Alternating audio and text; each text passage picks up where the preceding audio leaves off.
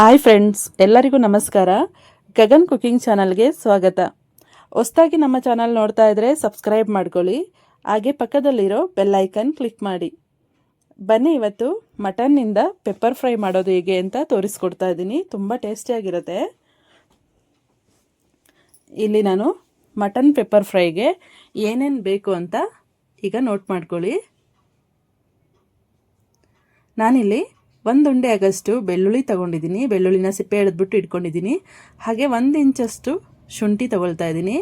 2 spoon ಆಗೋಷ್ಟು pepper ತೊಗೊಳ್ತಾ ಇದ್ದೀನಿ. ಹಾಗೆ ಲವಂಗ 4ರಿಂದ 5, ಮೆಣಸು 2 ಸ್ಪೂನಷ್ಟು, ಕೊತ್ತಂಬರಿ ಸೊಪ್ಪು ಸ್ವಲ್ಪ, ಚಕ್ಕೆ 2 ಇಂಚಷ್ಟು, ಈರುಳ್ಳಿ 2, ಅರಿಶಿನ ಪುಡಿ 1 ಟೀ ಸ್ಪೂನಷ್ಟು. ಇದನ್ನು ನೈಸಾಗಿ ರುಬ್ಕೊಳ್ಬೇಕು. ಇನ್ನು ನೈಸಾಗಿ ರುಬ್ಕೊಳ್ಳೋಣ. ಅಲ್ಲಿವರೆಗೂ ನಾನು ಕುಕ್ಕರ್ ಕಾಯಕ್ಕೆ ಇಟ್ಕೊಂಡು 2 ಸ್ಪೂನ್ ಆಗೋಷ್ಟು ಎಣ್ಣೆ ಹಾಕೊಳ್ತಾ ಇದ್ದೀನಿ. ಅದಕ್ಕೇ 2 ಈರುಳ್ಳಿ ಸ್ಲೈಸ್ ರೀತಿ ಕಟ್ ಮಾಡ್ಕೊಂಡು ಹಾಕೊಳ್ತಾ ಇದ್ದೀನಿ. ಈರುಳ್ಳಿ ಚೆನ್ನಾಗಿ ಫ್ರೈ ಆಗ್ತಿದ್ದಂಗೆ ಇದಕ್ಕೆ ನಾವು ರುಬ್ಬಿದ ಮಸಾಲೆನ ಹಾಕೊಳ್ಬೇಕು. ಅದೇ ಹಸಿಮೆಣಸಿನ್ಕಾಯಿ, ಶುಂಠಿ, ಬೆಳ್ಳುಳ್ಳಿ, ಮೆಣಸು, ಕೊತ್ತಂಬರಿ ಸೊಪ್ಪು, ಚಕ್ಕೆ, ಲವಂಗ, ಈರುಳ್ಳಿ ಇದನ್ನು ರುಬ್ಕೊಂಡಿದ್ದೆ ನೈಸಾಗಿ. ಇದನ್ನು ಈ ಮಸಾಲೆನ ಡೈರೆಕ್ಟ್ ಈರುಳ್ಳಿ ಬಾಡಿಸಿದ ಮೇಲೆ ಅದಕ್ಕೆ ಹಾಕ್ಕೊಳ್ಬೇಕು. ಈರುಳ್ಳಿ ಫ್ರೈ ಆಗಿದ ಮೇಲಿಂದ ಈ ಮಸಾಲೆನೂ ಹಾಕ್ಬಿಟ್ಟು ಇದನ್ನು ಚೆನ್ನಾಗಿ ಫ್ರೈ ಮಾಡ್ಕೊಳ್ಬೇಕು.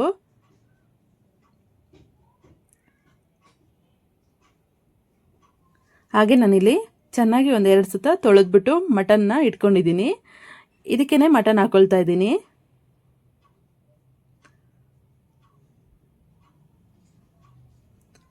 ಇದರಲ್ಲಿ ಎಲ್ಲ ಮಿಕ್ಸ್ ಇದೆ, ಮಟನ್ ಮತ್ತು ಲಂಗ್ಸ್ ಎಲ್ಲ ಮಿಕ್ಸ್ ಇದೆ. ಅದನ್ನು ಹಾಕ್ಕೊಂಡು ಫ್ರೈ ಮಾಡ್ಕೊಳ್ತಾ ಇದ್ದೀನಿ.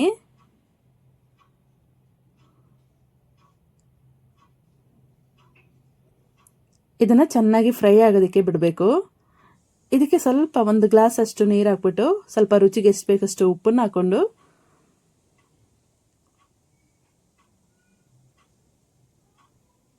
ಚೆನ್ನಾಗಿ ಇದನ್ನು ಮಿಕ್ಸ್ ಮಾಡ್ಕೊಳ್ಬೇಕು. ಮಿಕ್ಸ್ ಮಾಡಿಕೊಂಡು ಇದನ್ನು 5ರಿಂದ 6 ವಿಷಲ್ ಆಗೋಷ್ಟು ಕೂಗಿಸ್ಕೊಳ್ಬೇಕು, ಮುಚ್ಚಳ ಕ್ಲೋಸ್ ಮಾಡಿಬಿಟ್ಟು.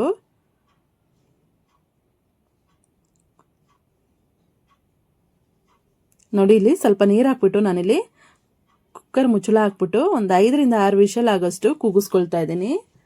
ಲಂಗ್ಸ್ ಮತ್ತು ಮಟನ್ ಎರಡೂ ಇದೆ ಇದರಲ್ಲಿ.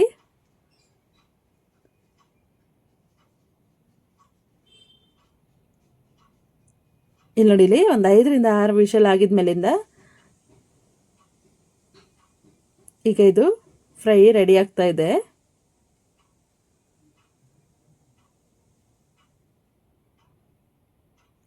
ಇದಕ್ಕೆ ನಾನಿಲ್ಲಿ ಧನಿಯಾ ಪೌಡ್ರ್ ಸ್ವಲ್ಪ ಹಾಕೊಳ್ತಾ ಇದ್ದೀನಿ. ಹಾಗೆ ಹಚ್ಕಾರದ ಪುಡಿನೂ ಸ್ವಲ್ಪ ಹಾಕೊಳ್ತಾ ಇದ್ದೀನಿ. ಹಾಕೊಂಡು ಚೆನ್ನಾಗಿ ಫ್ರೈ ಮಾಡ್ಕೊಂಡಿದ್ದೀನಿ. ಅದನ್ನು ತೋರಿಸಿಲ್ಲ, ಅದಕ್ಕೆ ಈಗ ನಾನು ತೋರಿಸ್ತೀನಿ. ಹಾಕ್ಬಿಟ್ಟಿದ್ದೀನಿ ಆಗಲೇ. ಇದನ್ನು ಹಾಗೆ ಚೆನ್ನಾಗಿ ಫ್ರೈ ಮಾಡ್ಕೊಳ್ಳೋದಕ್ಕೆ ಬಿಡಬೇಕು. ನೋಡಿ ಫ್ರೆಂಡ್ಸ್, ತುಂಬ ಟೇಸ್ಟಿಯಾಗಿರುತ್ತೆ. ಇದು ಚಪಾತಿಗೆ, ವೈಟ್ ರೈಸ್ಗೆಲ್ಲ ತುಂಬ ಚೆನ್ನಾಗಿರುತ್ತೆ.